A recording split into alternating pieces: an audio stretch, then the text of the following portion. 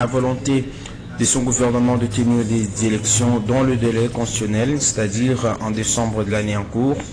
Devant la communauté congolaise vivant en Chine, le chef de l'État a déploré l'attitude de l'opposition qui, d'après lui, veut créer des foyers de tension à Kinshasa susceptibles d'empêcher l'organisation des scrutins. En tout cas, ce matin, on est réveillé dans un calme total après cette journée agitée hier dans une partie de la commune de la Gombe. Nous l'avons évoqué hier au cours de l'émission. Bandeko Balandi, merci parce que vous prenez sur Natongo Alelo. Tout côté Nabino pour Nakobeta l'isolu à Congo démocratique. Luka Naluba toujours Mboka Nabision sur Moutabank Samoningate. Voilà, deux invités dans ce studio de la Radio Liberté Kinshasa ce matin. La caméra assurée de mettre par Moro Ndjambe. C'est Olezim Singani qui contrôle la cabine technique ce matin. Deux invités, disais-je, Ndeko Feli Mawila, Azali communicateur et Union des Républicains, parti cher à Norbert Louyeye, Ndeko Feli Mawila Mbotena, Mikolo Belé, hein? Mikolo Belé, Tozalaki na moi, moment, il y a observation, il y a analyse, il y a réflexion. Allez-y. Allez-y. Il y a un moment, il y a réflexion. Il y a la lolenge situation politique qui a un cannabiso, nengini ezalaki kotambola par rapport à nengi toleka qui année où est kosila et sengelaki nabiso kosala réévaluation. Il y a sorti nabiso nyonso, il y a situation politique de l'air, il y a un moniteur pour relancer position nabiso na niveau il y a différentes émissions. Mais et empêchant qu'il saute tous les caca na différents points de presse où il va dire que les capter et qui peut relayer na antenne na bino. Merci beaucoup Ndeko Feli Mawila pour dire que Bozongia va peut-être pas ma ponomie le quoi déjà a commis irréversible tout qui pour ma ponomie vous savez quand dialogue vous réclamer bouti élection et koya tout commis pene na ma ponomie décembre déjà c'est à partir de septembre légalement par là il faut pas convoquer l'électorat en moins à juin va constituer PO Tobengi électorat pour la députation nationale Rwanda qui va résolution il y a expert au basala qui audit affiché électoral IDP déjà tozanango mais matali avant projet il y a loi à répartition à siège comme pour dire l'issue à dialogue dans 2 mois dans le 3 mois à convocation électorale à peu près pour la présidentielle et appartenir n'a passé au moins pour la compte à régime tout va bosser mon sur le bossu à Zambie. Merci Ndeko Bonheur. Je crois les Camboya dialogue est inévitable parce que ce qui total par différents sommets où il y a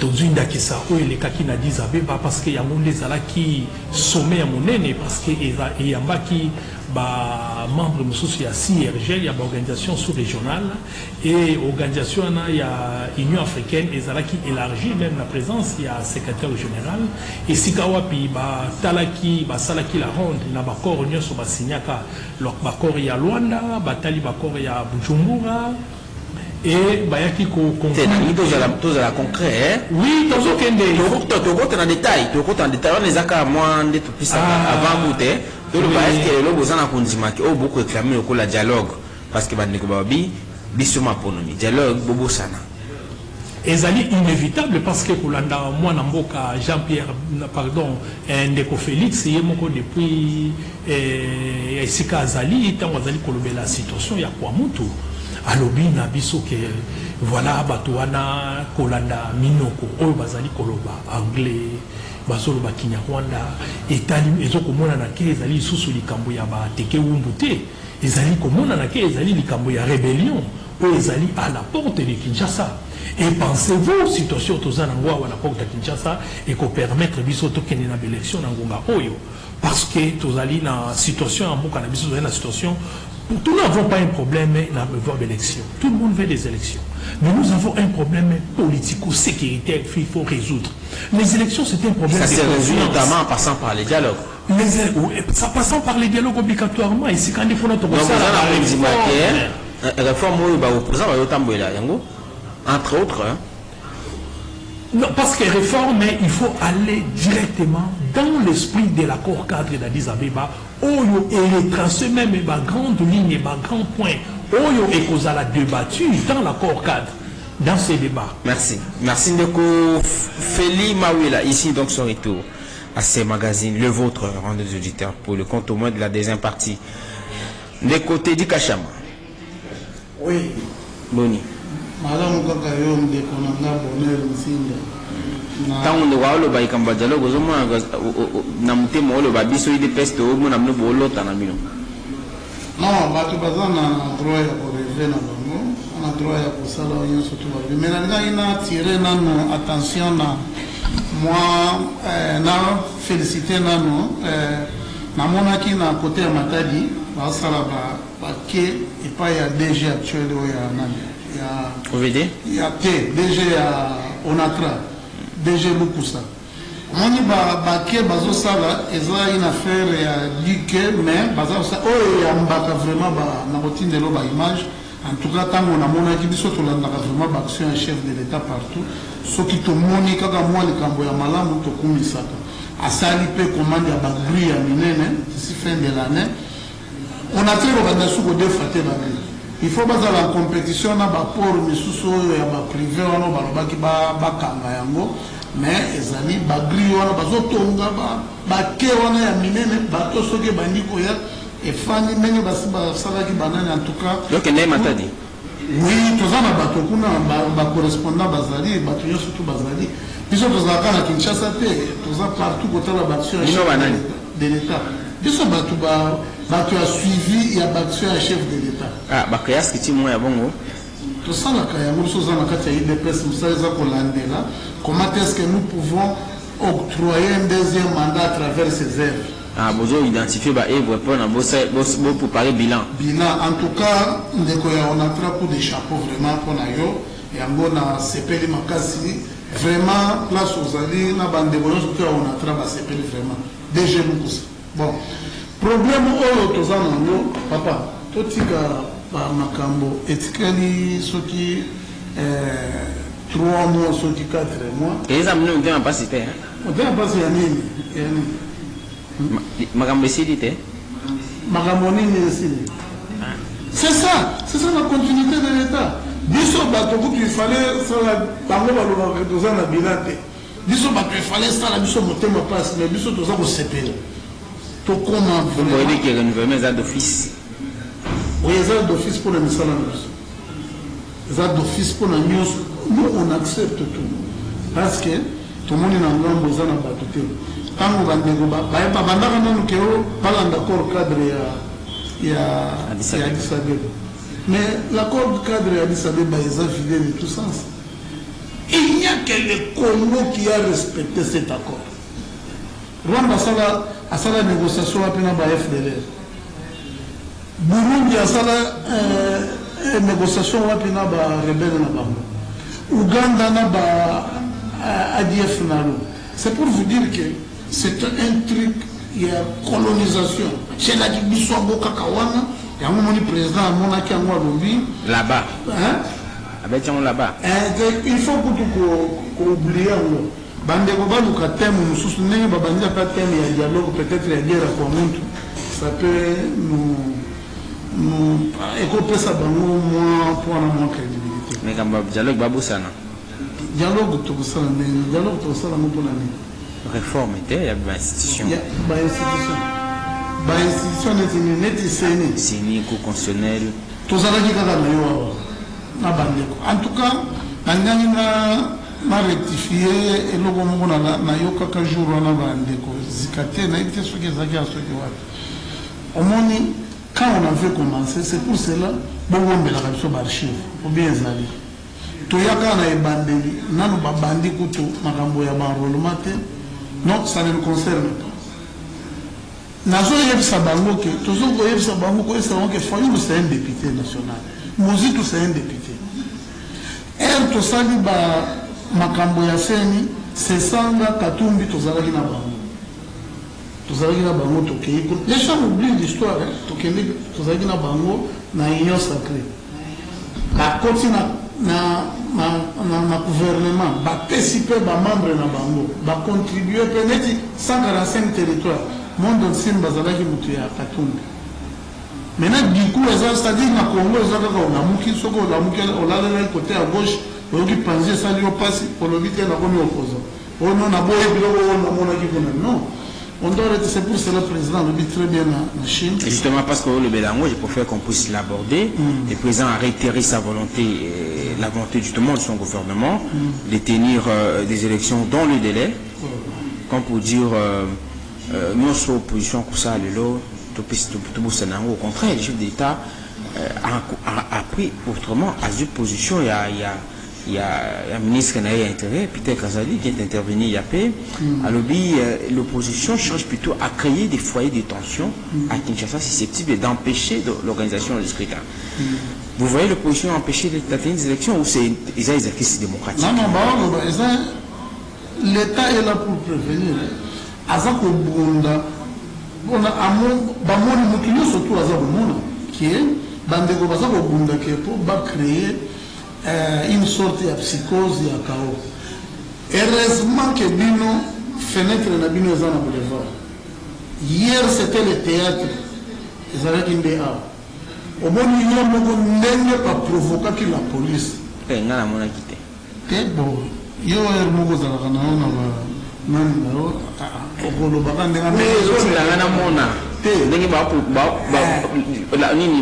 la manifestant provoquer la police. Na CCTV na CCTV bazwaki image ya bien ya même ngai na tanga ki batso bazalaki belé c'était 78 personnes bakomi santé te bakomi santé pour façon na monela ki il faut dire que tout le bail qui on peut ba cadria qui ba périphérique makambo ya ko cadrier eza wana te biso pe na 2000 ans to banda ko lukana parce que to salaka 28 mois il faut pas battre le record to salaka 28 semaines. Il ne faut pas traîner le record parce que nous avons imité. J'ai aimé dans le kiosque un analyste là, l'opposition doit chercher autre moyen. Comment il fallait que nous avons un groupe de Naboy Batba attaquer une image. À ce moment-là, groupe, à ce moment-là, il faut pas un major. Major a émissi que tu es à la il y a un moment par tous les moyens. Nous avons besoin de l'embadi côté ça a été 30 à 40 minutes, ça a été matata na Katumbi.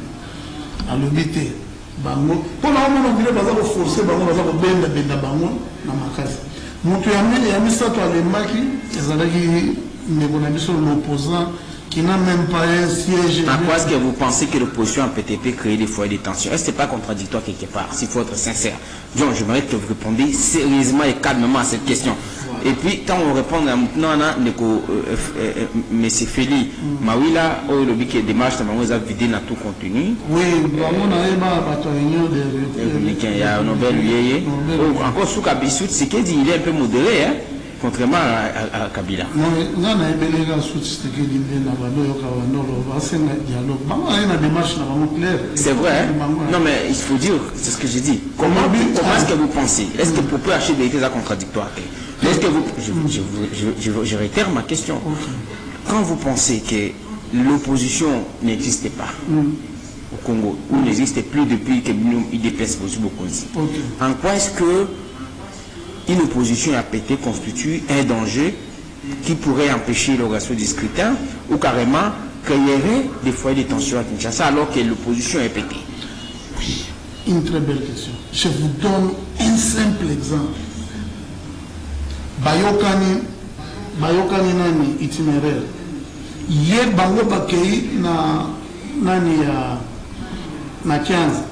Je vous donne un simple cas où il résumé manifestation il y a opposition à l'événement kobeta ya mwana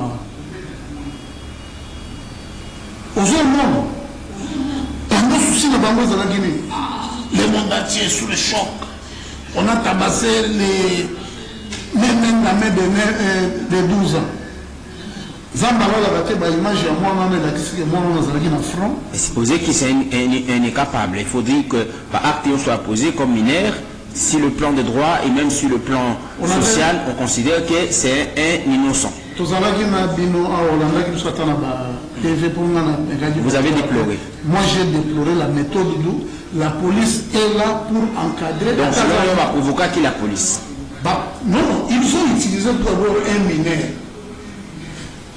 Par preuve, vous voyez comment Fayoulou, Azan la Katia, groupe, Azan Royal Sabat.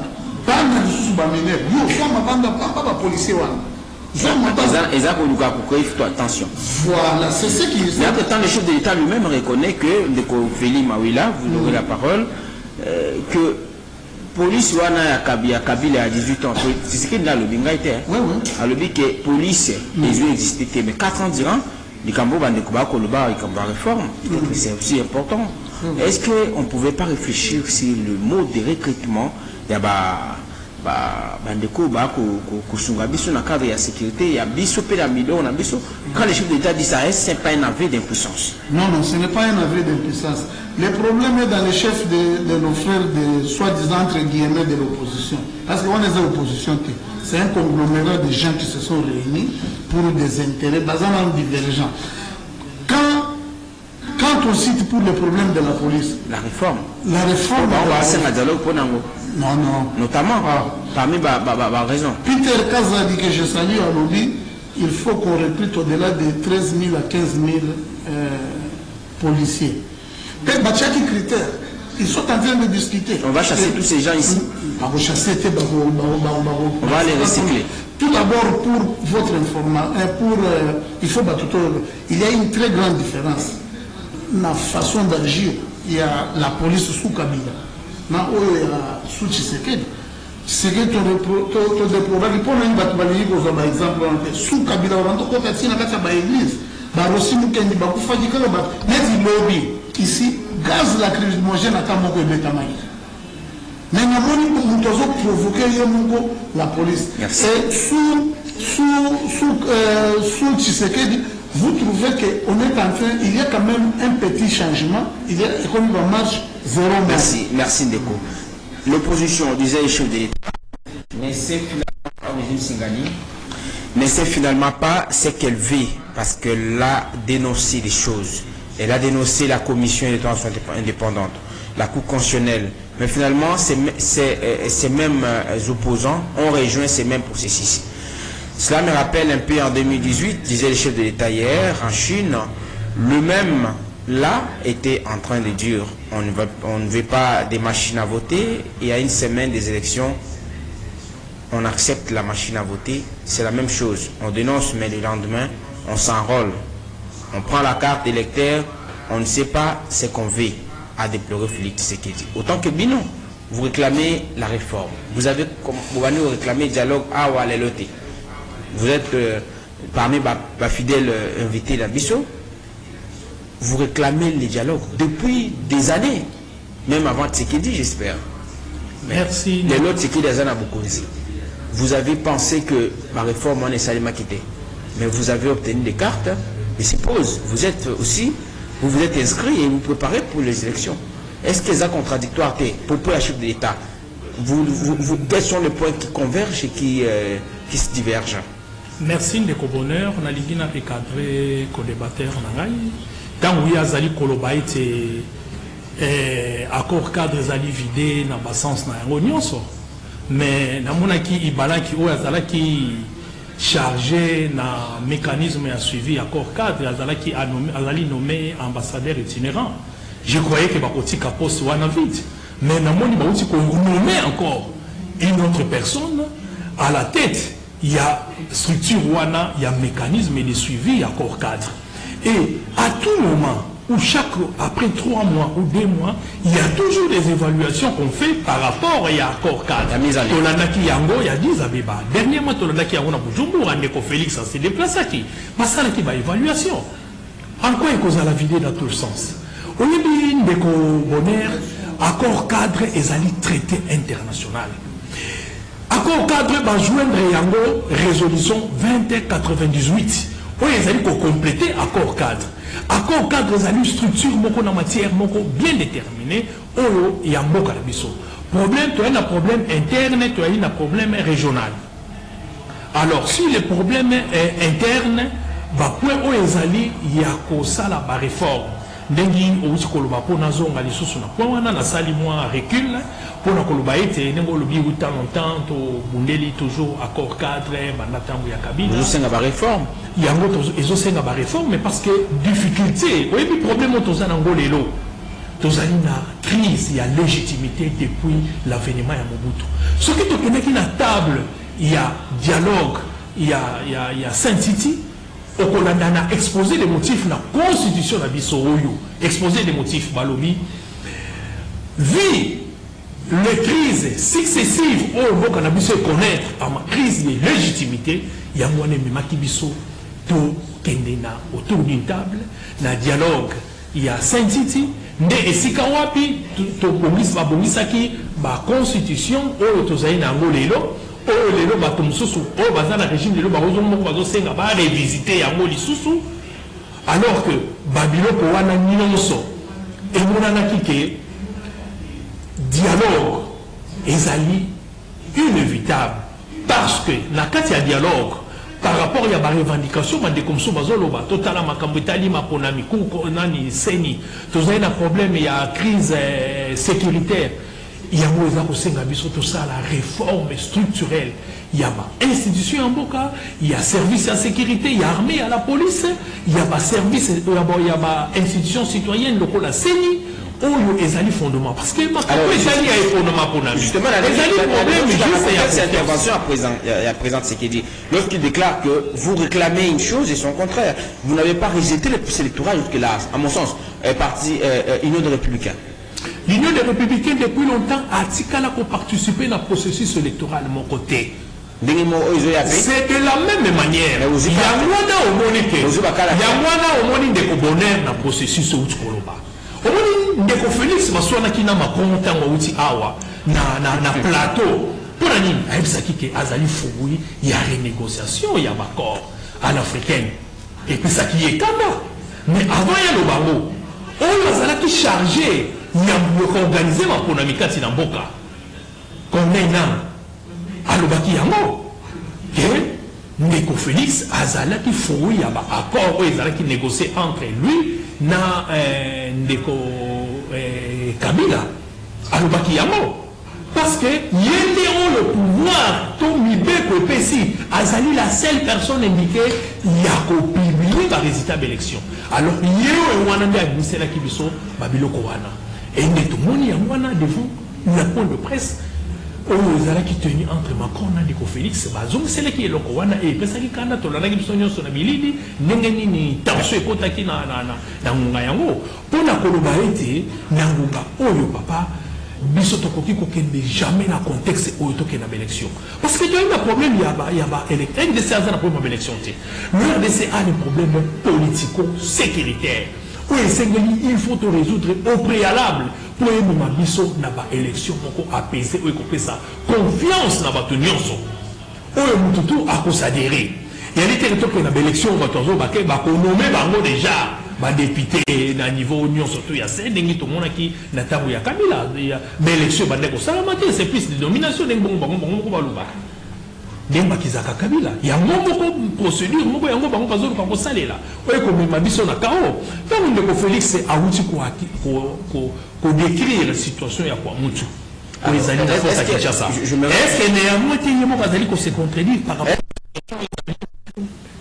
Est-ce qu'on peut dire aujourd'hui qu'ils avaient une puissance selon, parce que j'ai posé la même question à Teddy Kachama, pour la présent qu'on va par exemple que la police, ce qui dit, Tshisekedi n'est pas responsable de ces bavures aujourd'hui que nous reprochons à nos éléments.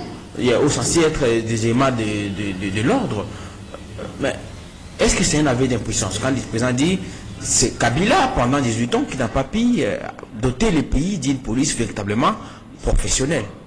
Est-ce que Kotoko Babongo, ils avaient d'impuissance et yango na ezako la kisabiso ke kota la baloba wana o ezako monisake lelo structure wana la police ezako exister o ezako nécessité ba réforme, mais c'est une façon il a accusé directement la police et oyo tanto landi tango uti ko asali descente na visite à Salaki pour na baye o bazala qui touché na manifestation où il y a le 20 mai. Il a encouragé la police pour avoir repoussé il y a Bengaki a qualifié qui va voyou. Et ça, c'était les propos regrettables des chefs de l'État. Est-ce que ma propos a vraiment tellement regrettable? Et le lot a accusé, ça devient une contradiction. À quelques jours, il y a Saliba des déclarations où ils allaient contradictoires. Alors, parce que nous parlons élection, tout le bien Matel Maponomi. Vous, Union des Républicains, parce que Bobi Boké, Maponomi, c'est ce que vous avez déclaré. Vous n'irez pas aux élections, il y a non-respect, tout le ma réforme de l'institution. Préalablement avant que ma pronomie ça m'a pas tout éviter beaucoup de nomination bateau baza représenter la bise à bateau bauti na volonté na bisouté. Est-ce que vous pensez que la démarche de l'opposition des 4 leaders aujourd'hui telle que menée elle est irrationnelle parce que le président l'a déclaré par réclamer l'homme Moko puis contre Nango, ils ont dit qu'ils n'iront pas aux élections mais ils se sont fait enrôler. Ils se préparent au même moment pour les élections, mais ils réclament la réforme. Est-ce que vous pensez que la démarche des 4 leaders aujourd'hui, telle qu'elle est menée, est irrationnelle? Démarche na bango na fond na yango na koyi kokotate. Mais loko ngai nazali koyi. Mais na forme, j'aimerais. Yebi que droit constitution na biso ezali ko reconnaître droit na bango. Il y a ko ça la manifestation, il y a ko ça la revendication. Alors le régime Azakaka na Ningisa Yakosala encadrement ya Batouana. Oh les lobango balobike, tout le monde est 75 personnes au Babimaki. Mais tout le monde 78 personnes ceux qui attendent à Kibango, alors que tout le monde police va quadriller ville Bobimba. Et bah service miliaire l'État, to privé, bah ça l'a quitté pour na Elokoana. Alors, tant que nous avons colobake, bah ça qui 75. Ce qu'on va aller faible. Ce que Bazali peut hésiter, mais bon, c'est qu'elle a pas dans le terrain, parce que Bazali n'a droit à la manifestation, on a droit à la sit-in. Donc, c'est qu'à cette liberté. D'autant plus que loi n'a vu sur l'article 26 de la Constitution, l'obité, beaucoup qui ont limité l'action et l'opposition, autant plus que les partis politiques, beaucoup qui ont limité l'action à Bangoté. Donc, oui, mais comme la discrimination. Mais est-ce que démarche n'a pas obtenir réforme la loi quelques mois des élections? Démarche on a besoin de la question qui vraiment va accorder les bangos ou va réclamer et quoi aboutir dans l'organisation de ma pronomina de constitutionnelle. Bande de qui sont sincères. Les lois réformes, mon côté, ça en dehors, il y a encore cadre par rapport à la situation de la mission. Il faut dire qu'on circonscrit la situation de la mission de l'eau. Quand toujours ma pronomie. De par le côté, tout le monde est tout le monde est. C'est comme si tu as un problème, il y avait élection. On n'a pas un problème des élections. Et les élections, ils ont pas c'était qu'il faut à tout prix organiser les élections comme une culture. Non. Les élections, il y a un problème, il y a confiance. Oyo et Kozalana. Continuité dans Yango, ce qui m'a est comme apaisé sur les plans sécuritaires et sur les plans politiques. Parce que ma cambo y a élection, et comme ma climat, il y a confiance. Il y a confiance. Il y a une élection Salamaka. Il y a une commission électorale, il faut rapprocher partie prenante pour la préparer de l'autre côté. Il y a pour accepter la résistance, soit défaite, ou soit victoire et à l'autre. Merci de mais quand on a un climat de confiance, tant qu'on a confiance, et qu'on met une élection chaotique, merci. Merci de Félix Mawila, communicateur, il y a Union de Républicains, parti cher à Norbert Luyeye. J'espère que Azan a dit sur les États-Unis, Azan Congo. Azan Kinshasa. Nicolas a Kiangio qui est aux États-Unis. Si. Tout ça, c'est une activité à partir. Dans la situation, la déclaration est à nous, ils ont manqué les Congolais. Nicolas, ils ont ça, non, non, il vient de faire un point de presse le 14, il a qui relayé dans différentes chaînes. Ok. Et ils ont continué à être relayés jusqu'à aujourd'hui. Il y a les 14 mai. Azongi patriote Nicolas aux États-Unis. Pas où mais là c'est mon apoto. Ndeko Teddy Kachama. En fait, Apollon déclare s'il refuse de nous laisser organiser, ne serait-ce que un sit-in, c'est-à-dire que le pouvoir ça reproche quelque chose. Pourquoi pousser les gens à aller aux élections, un peu comme l'a dit Félix Tshisekedi, d'autant plus que comment empêcher les gens de ne pas organiser des sit-ins, des manifestations, un peu comme Nani Félia Lobby, mais le président entre-temps déclare que l'opposition ne sait pas ce qu'elle fait, mais l'opposition a le bas réforme il y a CENI. Est-ce que ça c'est pour autant qu'il ne faut pas se faire enrôler? Et c'est pour autant qu'il ne faut pas se préparer sa base, même si ces élections seront organisées dans 10 ans? Est-ce qu'il ne faut pas se préparer aujourd'hui? Ou vous pensez vraiment que l'opposition n'a pas à manifester aujourd'hui, ce qui a rien qu'un amaponomie, selon l'idée à pied de l'État? Mon émission est très suivie. Chaque jour, attends à l'équité à la déjeuner. Attends à Mikondo. Attends à Mikondo et le barande qu'on a même ce soir. C'est quoi ça? Problème, aujourd'hui, on a vu ça, il y a une république, il y a un bango. Aujourd'hui, on a vu ça, il y a un accord cadre. Là, il y a un lobby, il y a un lobby. C'est une distraction, toujours. Parce que quand c'est comme la réforme de l'opposition, il y a un lobby là. Tout le Canada bien, tout le Canada bien. Tout le Canada bien. Nous ne voulons pas, au moins, à partir de la chaîne Awa, ils croient que ceux qui interviennent ici, il y a un moment. Alors, l'élection, on a Bango Bazate. Bazate, Bango État, Bango Ti. C'est une réforme. Bango réforme. La réforme, on a encore cadre. Où est-ce que lobby? Dans le lobby, accord cadre, Ezalaki, Addis Abeba, ça englobe plus de 13 pays. Ils se sont devenus, après ça nous a avancé, qu'est-ce que le Congo a gagné tout d'abord? Le problème, il y a accord cadre. Il a relevé que le président Tshisekedi a nommé pas plus tard qu'hier. Mais le Congo a gagné. Comment a gagné pour nommer Ibalan? Kuna toza ndemo yoki bandeko bazalo kola ona yokaki ya celle qui m'avait estomaqué que comment bakobo ya IGF ya auditer. Et pourtant c'est ni à salari banan. La réforme il y a un cadre approprié papa. Tout le makambo président qui pour rectifier. Je l'ai suivi la première partie. Il m'avait estomaqué. Quand le bagage biloko bazo sala na Chine wana eza perte ya ta ya pam. C'est nécessaire, c'est-à-dire bâti kabilo qu'on soit tout et que nous ne ça c'est quelle communication. Notre problème est clair. Balobi baza comment c'est ni et tout ça course. Et ça problème il y a course il y a pour respecter constitution. Délai constitutionnel. On a gagné, on a perdu presque une année. Pour le problème il y a choix il y a animateur. Après, tu perds les soit à 4 mois. Pour la reconstitution, il y a la CNI. Tu perds, tu as constitué. On prend Didier Manara. On a failli en tant que député de l'Assemblée. C'est ça le député. Ensemble avec les députés là-bas. Bangou nous sont à 4. Ils prennent déjà pour dire. Faïl n'a jamais siégé. N'a jamais siégé à un député. Et quand il peut siéger, c'est un député. Il y a un moment où l'opposition n'a pas de sécurité. Pour vous dites que Awa, il fallait bâtir à Bango Bassal. Non, il a empêché le Bango.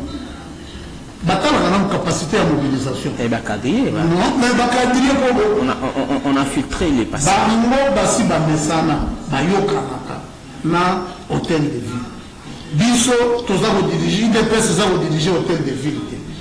Bango, biso, IDPS, Bajen, Biso, Bagende, Basen, itinéraire, Bapesi Bango. Bango, Bayokani, Balobi, le 13, Bachamo le 20, Bayokani, Baitinéraire, Biso, tous les capacité à mobilisation. C'est là ce que moi jeudi prochain. surtout bakomi ata moins de 50 mwana aza kuna te bango bayokana na nani balobi gouvernement provincial eyebisi bango ke bosala memo botinda bato bakende basala nous on court derrière peu importe contenu ndenge ndeko alobi contenu nini basi banarole bango bazwi bakarte ndenge aza boye ndeko na ngala ocolakisanga karte me aza na karte bato ya nani nyonso tu papa na nga aza wana baza na karte biso nyo foyer baza na karte totie mpe lobi totie baimage na bango nyonso tu ils sont dans le processus et dans le processus plutôt problème eza ke to bokei na seni nous on a envie de respecter vraiment les délais constitutionnels. Le président a été clair dans ndokazo bakeso réforme esalemi te kozalaka ndenge bino moko bolobaki lobi ke badepute wana nyonso baza na parlement banomaki biso tolobaki akopesa biso version idps a déclaré ça idps wapi pourquoi ntango idps elobi soki idps elobi likambo ya malamu c'est Kabouya qui l'a dit, peut-être que vous avez oublié. Votre secrétaire général, là c'est tout ça au Bika. C'est comme le président, il peut mettre un point de vue en tant qu'individu. Comme individu. Ça n'a rien à voir avec un homme comme Matata, problème n'a plus sauté dans mon bandeko, ils sont au bout de leurs ressources. On est en Afrique. Bataille, au moins il faut recadrer. Discussion, il y a un major. Eh, monsieur, nous devons aller là-bas. Toi, tu ne sais pas que c'est moi qui avais été dit. Major, voilà le niveau du professionnalisme de la police. Attends, il y a quelqu'un qui a dit tout, tu vas dans la police. Tout le monde et ils sont dans la victimisation. Mais nous, on est dans le concret. On est sur le retour mais quand on est dans ma président de la Chine était contre du siècle, non, les thématiques viennent de Ponagate. C'est le bon que vous avez moi, le Kakuboka Kuno, Bokika, la Chine a beaucoup de comment les gars, à l'aise de je pense. Non, non. Quelqu'un qu'on a réussi hier ici. Il a déclaré comme quoi, contre Wana Moutoua, pour diriger. Pour n'en parler, c'est la personne censée gérer, ça c'est le fils du président. Et non,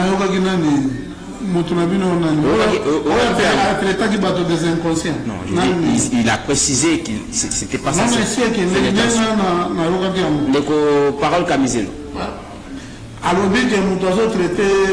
Diriger, comment ça pour le compte de la RDC, les gestionnaires principaux. Il y a une grande chaîne de télé. Il dit la déclaration faite par lui ne m'engage pas. Non, non. Parce que il fallait auquel ordonnance au moment Anthony Tshisekedi, ils ont Anthony Tshisekedi.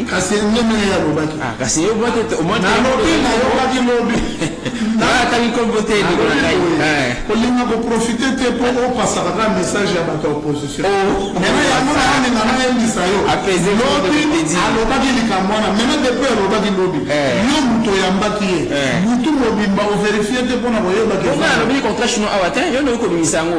Non, le contre chinois, tu n'as rappelé qu'à qui n'a rien que le à la prochaine occasion, on a une des oiseaux le babo. N'est-ce pas psychali, ok, au talé au lobby, non. T'es gagné le bien, accord cadre et à Congo et Gagnani. C'est comme ça. Le te dit qu'à Chaba, tu peux pas prévoir alors le droit thématique, et Zali Matali, intervention à président, Mami Mazaï Kolekana Congo.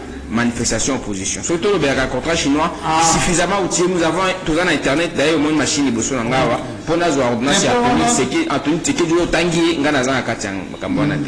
Nous avons facilement parce qu'il y a un Nazan Internet. Nazan Belto, le Bélango et le Neko Feli. Neko Feli.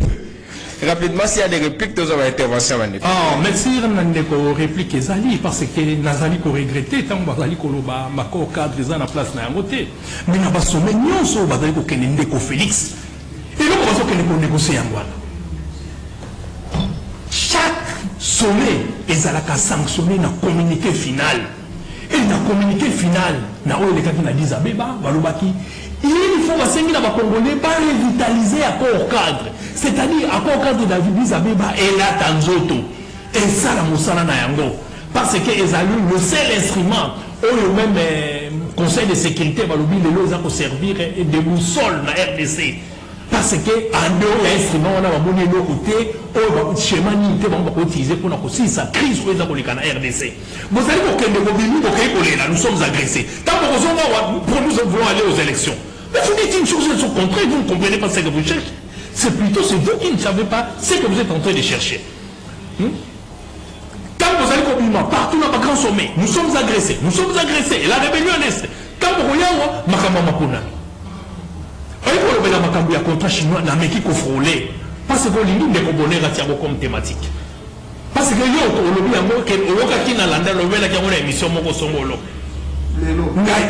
effectivement, vous allez à l'écoute. Pour la contrat wana bino bosignaki. Les gens vous avez le pouvoir de négocier, renégocier parce que vous allez briller dans la malversation financière. Vous allez engager RDC, vous PC Kagame. Pouvoir doit exploiter or il y a RDC. Parce qu'il y a comme ça, il y a une adresse pour aller négocier au compte de la RDC. Pour l'exploitation de la mission. Et les gens que vous êtes capable, il y a pour renégocier contrat chinois. Non, ça c'est utopie. Et les Sénégalais qui ont été dans le contexte où un opérateur économique de mon côté a s'azardé à côté de ma caméra, tout va faire en RDC. Et si quand on a Félix Yem Kaoutou Kolbake, n'a quoi mouto à Batoara Baza Kolbabani, et là les sous Makambateke, il y a Bateke, il y a Kate, comme les Kambouya, il y a rébellion. Et vous doit aller faire ma fête Nayawa. Ah, il va le anglais. Vous prenez les intervenants. 082 33 33 749. 82 33 33 749. Au Bengi au Pessikombo, na Bobo Tounion sur le respect justement. Il y a des auditeurs et auditrices Nabiso. Radio Liberté Kinshasa, rendez-vous auditeurs deuxième partie. Dernier numéro de la semaine. Allô, bonjour. Il est rebondi à la question beauté, invité. Bonjour, papa. Bon, c'est ça, ce que c'est la guerre du Nord Sahel. La ligne là, on a dit qu'on a fait d'abord la zone là, un pays. On a 3 mois un pays. C'est là où on a bilan à Minda. La mi balé. Tout le monde a dit, le chef de l'État, Félix Tshisekedi, a félicité les policiers Awa, que non, va ça nous sala bien. Ndenge va réprimer bavoyou wana ndenge moko alobaki siko lisusu ake su na Chine azoloba no bapolisier wana eza kati na moto atikaki baza sans formation nayebi te mpe bapolisier balandi nayebi te ete mokonzi ya mboka akozala na bapropos wana vraiment seki ya kama yotika kolobaka kosala mwa dictature moobo parce que bozofuka bodirige mboka te mpe balobi dialogue bokende mutu moko akotenga pote te twayilo aza na nzala te katumbi aza moto ya nzala te lesango aza na nzala te botika bapropos wana ya basa nzete wana soki balobi dialogue bokende na dialogue mpona koluka intérêt ya biso peuple kotia dictature wana te parce dictature wana eza kokola mode opératoire na bino. Merci Ndeko pour l'intervention. J'espère qu'il n'a ce autant de Singaki. Abin Toupé Satan, Toupé Sagui, Bumbuna Raphaël. 82 33 33 749. Allô, bonjour. Allô, bonjour. Bonjour, papa, bien qu'il soit à Picombonani. Toujours que papa. On a besoin de match puisque le dialogue, je crois bien, et ça va montrer, ça va pouvoir, il y a ma puisque tout le monde dit bien que Katini Yemoko a Boyaki qui a tiré la ministre de la démission pour la bibliothèque. Donc, nous avons dit matin à la bibliothèque, ça est vraiment le matin. On a problème de la forme de chez moi ou pour l'opposition. On a raison, hein. On a mis les gens de prédicat de Salon. Et on a mis politique à tête de lait. Et la demandé pour eux qui m'a donné pour que vous ayez un des fois, ça m'a dit, on négocie la banque au Batama. On va essayer de nous, mieux vaut. Le pays ça déjà avant que on a fait ceci, et les grands maisons qui est ma paix. On va pouvoir le battre. Tout que nous avons la radio liberté, on a donné ce lieu, on a quitté. S'il vous plaît, Ndeko. Avec le Congo, peut-être qu'il y a un qui nous contacte na bisoté. 82 33 33 749. Allô, bonjour. Bonjour, bonjour, papa Tozoka. nous le dans pour l'intérêt à mboka nous c'est possible même dialogue c'est possible que c'est des pour que les gens de mboka des jeunes dialogue c'est d'autres pays d'autres calolendo boni qui sera pour ça rien tout le monde a déjà l'autre côté dans la cité déjà tout le monde a été sur la question na manifestation à juste alors délai au beaucoup quitter tout que nous avons de ma négociation pour exemple au Canada c'est le moment où la situation suku ya bongo na maboko na bango ya te le makambo papa mikisa atika lolendo kusungana nzela ya été papa 082 33 33 749 82 33 33 749 rendez-vous des auditeurs Radio Liberté Kinshasa. Allô, bonjour. Allô Papa Tozo ko bengi biso pe kombonani. Oui, bonjour les gens de coaching c'est qui maintenant. Oui, de coaching c'est. Oui, la ligne là va pour un de côté Kasama, de côté Kasama s'il vous plaît. On va faire la pour la Kasama ou de la pour la situation. S'il vous plaît, s'il vous plaît. Ça n'a rien à voir avec ce que nous toujours le bien le quoi thématique. Hein, par respect pour vous et pour ceux qui vous suivent. Allô, bonjour. Allô, bonjour. Bonjour, Ndeko Bengi Biso Api Kombonani. La dernière avec mon pour la fiston. Toujours quand Ndeko Fiston à Lingua. Oh, merci. Et là, il faut que la zone de la bande de Biso opposition. Pourquoi les lots par surtout par premier côté un dialogue pour respecter position de Canabiso pour qu'il n'y ait pas d'élection pour gagner un gagné. Deuxième, quand on a le bas, président Félix a lobby ma voyou banane. Tout le monde a qui image de canaux qui n'a marché à l'effet, mais président Martin Fayou a zozoa, a zozoa hors de Batoubazo ma banga papi papa policier. On a le président, Moka, où sont les comme président? Exactement passé.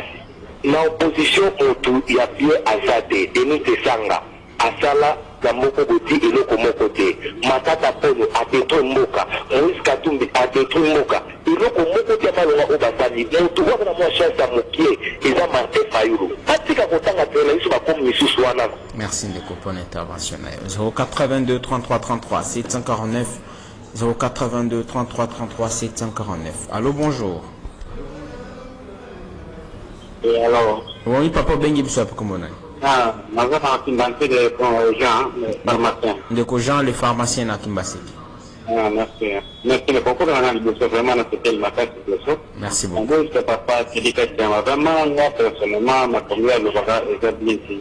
Les hommes congolais, on dit que tout le monde a vu son activité, n'a été supplié à la planète, et dit, vraiment, de pas à corriger ma tête.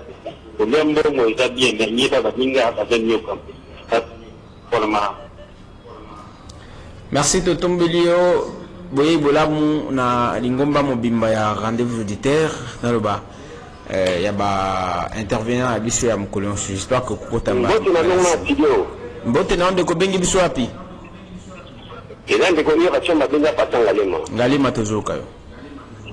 Ah, na lobina Ndeko kidika shama boye. Na tango ya kabila repression za la ta ya ba minere aboma baminere te mais na ntango na bino tozomona ndenge bazoko bomona minere na goma baboma baminere tomoni barepression tomoni baarrestation meme ya bamusicien engagé tina goma na butembo na ituri bamusicien nyonso ti oyo bazali koyemba mpona mboka bokanga bango botia bango na prison. Merci beaucoup. 082 33 33 749 82 33 33 749. Allô, bonjour. Allô, bonjour. Oui, allô, bonjour. Le gouverneur a fait un mot de Kodi, vous voyez, parce qu'il a combiné à Machina, on a commis ça dans le Mbango, Nga, personnellement, dans la phase d'arrêter à temps. Le problème, c'est que sur la petite parole, directement à sujet. Et je dois vous avouer que dans la Ranama, papier n'a pas été béni, a commis la climatique, n'a synthétisé. Et quand j'interviens, je suis dans les sujets. C'est ce qui fait que on a défendre Ngaï finalement. On défendre Ngaï. On a l'impression comme si parti qui est la projet de société Nango et ça va pour l'application et encore 4 réalisés. C'est l'impression qu'on a. Ndeko a plateau de la impression. Alors, à propos de la déclaration président à Sali Machine, où on ne sait pas ce que veut l'opposition. opposition et que l'opposition a une démarche mobilisationnelle. Le président a totalement raison. Pourquoi? Parce que dans les cours de manifestation, il y a opposition, ils sont dans le processus. Quand on va faire une réforme à la Cour constitutionnelle, le mécanisme de la désignation à la membre de la Cour constitutionnelle, il n'est pas dit. Moi, je ne vois pas ni ndeko Fayulu ndeko Muzito ou Katumbi ou autre bagotia ba membre na la Cour constitutionnelle. Quand on va l'oublier, mais madame nani Moïse Katumbi na parti naï, parce qu'il n'a pas de temps pour Yuana. Et puis LGB ndeko nani influence liée à vous allez pour la désignation à la membre de la CENI. Merci Ndeko Kibumbu. Nous prenons 3 intervenants. 30 secondes, 30 secondes, 30 secondes, toujours dans le studio, Bandeko Basali, nous Namituna, et Bandeko peut passer piste solution pour tout ton économie au Congo démocratique. Allô, bonjour. Bonjour. Bonjour, papa Bengi Bissou. On a le but de la politique, et écriter les heures de calamité de la fin du temps. Politique, les a bien collé en bon, on va Marambonios. Les a bien, mais bon, ça la racine, ma première, le dîner. Oh, tout le monde a Congo négociation, il est parti, hein. Il veut nous rappeler que tout le monde bon, c'est Bandapé Kari Kambango, c'est pas ça viendra quand surtout au monde a eu tsunami, surtout au Koufane, tout la Mouka, tu éviter. Alors, nous prenons l'avant-dernier intervenant de l'émission. Allô? Allô? Oui, de Kobenga Kumbonani. Allô? De cause en direct dans la radio Liberté Kinshasa, deuxième partie, rendez-vous des auditeurs. Bonjour, Florine Nazar, retour. Toujours quoi, papa? Quand on va de pays, il y a des pouvoirs déjà été pour la gauche. On a le pouvoir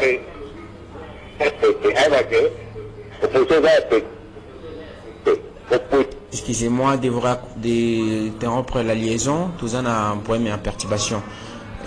J'espère que prochainement vous allez intervenir. Allô? Bonjour papa. Papa, kokota aliboso, hein? Toujours quand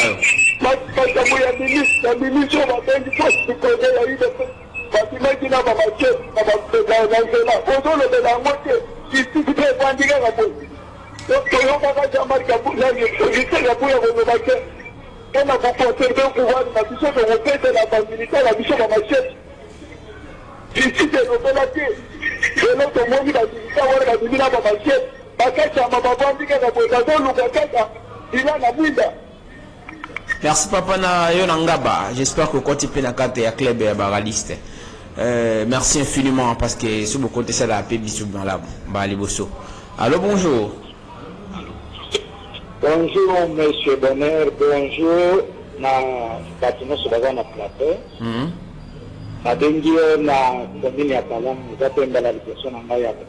Merci papa. Félicitations parce que il y a une impartialité. Il y a un côté à pouvoir. Et là, on a une pour la justice, ce qui président de la République a un juge la petite pourquoi pas la petite les batailles la plateau chaque jour à Idambongo. Là, il y a un pouvoir et à Matata, ceux qui disent la justice n'a pas. Merci, Moussala. Merci de Mbote Nabino Bolanda depuis commune à Kalam. Je salue tous ces auditeurs qui nous suivent. Vous êtes des héros dans l'ombre. Des héros dans l'ombre. Bolanda Abisso partout, on ne sait peut-être pas vous identifier, mais vous ne cessez de nous suivre chaque jour. Infiniment merci. Que vous soyez à Kinshasa, au Congo central, au nom de toute l'équipe de votre magazine, le rendez-vous, je vous en félicite. Alors, je vous remercie si vous voulez bien. Toujours, non, c'est Maloba. Alors, c'est Tidika Chamadaza. Moi, vous avez tout le monde mingi. Bon, tellement la félicité à Bango, car Bango ne va intervenir à Mingi. Mais on dirait que c'est pour la toute première fois au monde, dans mon public et c'est le leader na Bango pour la négociation. Pour beaucoup de peine à manger. Ma bossa nyonso eleka. Félix a eu pouvoir na Ebandeli, attendre le bogo na Fayulu, Fayulu lobby, le bogo Félix est dans la Makila. biso esala biso passe Félix a négocié bon on jamais été mais à 99% on négocié à Tena Fayoul.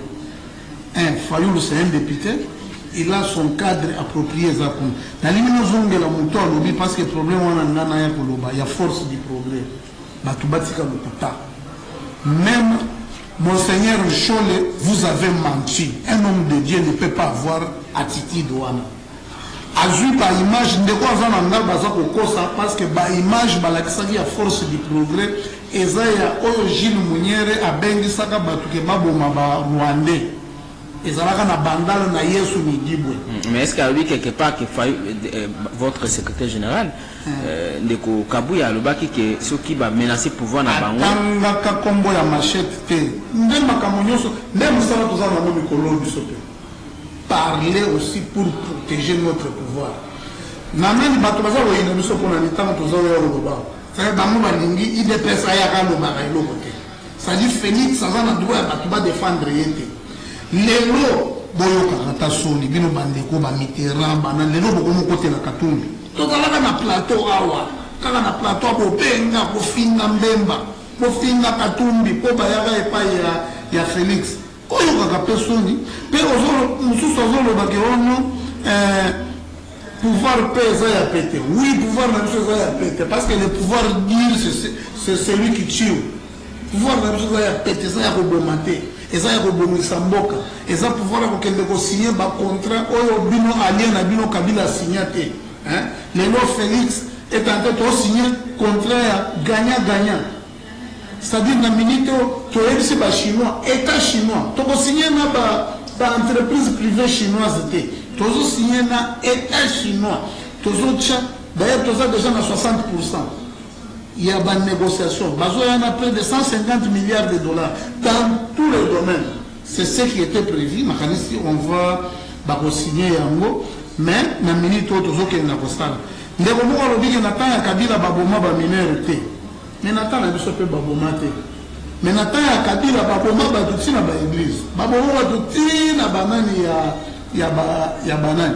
Il y a un siège à Batou, qui est là pour Bango. Il y a un bandeko baza ko débrier, baza ko punda bazo ata bibembe. Franck Nyongo qui kolega ti côté ya ba mort. Alobi ke Batou na balega mais omona ki mutu na Patrick Tinda, nenga lela ki lobi ke baza ko marginaliser chef. Piste ya solution. Piste ya solution eza bandeko ba se préparer. Oyo ba na posa ko kenga ba élection, bo kende ko tika ba candidature déjà na le 25 juin et combien d'enregistrements il y a ma candidature. Mais nous avons une union des républicains, bango balobi ke akamba élection bango etali bango te bango bazala pembe. PPRD alobaki pe makambo etali bango te bakende pembe. Oyo amoni ke ba élection mais Semko na batika kokotisa batu nyonso surtout na kati kuna. Mais c'est Chole, Monseigneur, vous devez vraiment vous repentir pe goya kolobaki biloko na lobaki ezalaki oyo elekaki te. On ne peut pas bâtir une nation likolo ya ba makambo moko oyo eza kotonga biso te. Piste ya solution toza nango ti décembre ba élection ezosalela bandeko posupportaka mpe biso tozoya mpona kosala contradiction toza kovivre mpona koprotéger pouvoir na biso. C'est ça le rôle d'un parti politique. Ce qui dit que la paix parti est en bête, la paix parti n'a bino be leader n'a bino tellement bazan makasi te bosen de la bangata dialogue pour bazo pe moyen ba kanga ba eza opposition bon yo ka ki pite kazi ya lobi eza soupe moi moyen zo ça les nani ba lui qui bazan a besoin ya partage à gâteau te oyo ki ne kona lobi te biso toza na problème ya ke opposition ndeko Willy to comme na suka Félix pardon. Si nous répondre auditeur moko à l'obaki, est-ce que biso tozana projet de société na biso kaka accord cadre? Non. L'Union des Républicains a un projet de société. Mais tant que politique est malamuté, tozana kati ya confusion, kati na guerre, kati na bitumba. Projet de société mon côté ekoya oyo kofanda union des républicains appliqué yango to ko appliquer projet de société na biso tango mboka kofanda kimia to kena mapona mi ezali normal ezali juste mais esika union des républicains akobimisa projet de société na ye alors esengeli koyeba ete tango mboka eza kotambola mabe bokoki koya na meilleur plan économique aux États-Unis et les récits na bamboka mosusu passer réussir pété nengi politicien moko français robaki que donne-moi une bonne politique je te donne une bonne économie pesa ngai politique moko malamu nde komona pe économie ya malamu ekoya kokita na mboka na biso oyo lelo bazali koluka bakende ko renégocier contrat chinois alors que kaka baewana bakendeki ko négocier na nkuku bapesi Kagame oyo bazofinga lelo bapesaki ye pouvoir nyonso wana ezali maloba ya conseiller ya chef de l'état nde abimisaki yango ya koloba ke bapesaki ye pouvoir parce que ye nde moto azali na carnet na agenda ya bacarnet d'adresse esika wapi akoki komarchande akoki kosollicite esika wapi akoki koteka matière première na biso carnet eza te toza na nzela te elelo bato wana bakei lelo na Chine bakende korenégocier contrat chinois. Ils n'en ont pas le bazali facilité na confiance donc renégocier contrat chinois pour le moment ezali inopportun et c'est que total non makambo itali mboka ndeko Félix atambolier monde entier a signé bakor na bakor bandeko na biso ide personne waki bakobanda komonte babamitukawa tozeli ti lelo eloko moko te olandaki na Chine obi bakosa bandosa ba fort de awa selon yango bandaki kolobama depuis na babatterie yango babatterie bandaki kolobama depuis netino lelo tomoni investisseur moko aye te e bakotikala mpe koya te na climat politique oyo ezali koleka na mboka na biso politique sécuritaire oyo ezali tozali kolekola mboka mabe te ezali préalable oyo esengeli biso nde tobongisa mboka na biso opérateur économique alukaka esika nini okende koinvestir tokobenga bango te nananaka à l'époque ndeko Tshisekedi alobaki biso tokokende koluka baopérateur économique te baopérateur économique bango moko bakoya ntango mboka na biso nyonso efandi sur le plan politique sécurité efandi justice efandi oyo ekosécurize bakoya nde bango moko piste ya solution en une minute piste la solution ezali application dialogue issu de l'accord cadre ezali la seule voie telle que communauté internationale to basomé nyonso bazali kolobela yango biso tobandaki kolobela yango depuis lelo ekomi discours ya bato nyonso na basomé nyonso on ne parle pas des élections en RDC on parle plutôt de l'application la mise en œuvre de l'accord cadre d'Addis Abeba le seul instrument aujourd'hui pour sauver beaucoup de mission. En dehors de ça, il n'y a pas de salut pour la RDC. Pour la musique. Bon, dans le cadre des tentes. La musique, il y a la musique. Toi, week-end. La musique, la préférence. C'est la préférence. Mais ma musicien congolais, ce que vous avez musicien, vous avez na Congo. Et ça va beaucoup on est préparé sélection en ce que si au pire faut tiens on a gagné bon la salle nous avons beaucoup dans Haïti musicien nani yakala Luambo nani bon na ba musicien kala tozaki na ba Luambo lokola Marochero na ezalaki ko na ba conseil à côté ya quand même nzembo neti nini yo ngati contactez votre radio au 082 33 33 700. Petit Kachama, vous avez voilà le week-end de Bandé déjà. Nani? D'accord, on est une Singani, on va finir l'émission. Le week-end commence aujourd'hui. Vous avez été très nombreux à nous suivre tout au long de la semaine. Merci infiniment. Nous nous retrouvons le lundi avec le même courage pour vous présenter cette émission. Les Singani, merci. Merci de votre Kachama. Merci à vous, Monsieur Feli, pour votre présence. On se retrouve la semaine prochaine. Suivez ces programmes. C'est TV Radio officiel. La rediffusion c'est à 20h. Au revoir.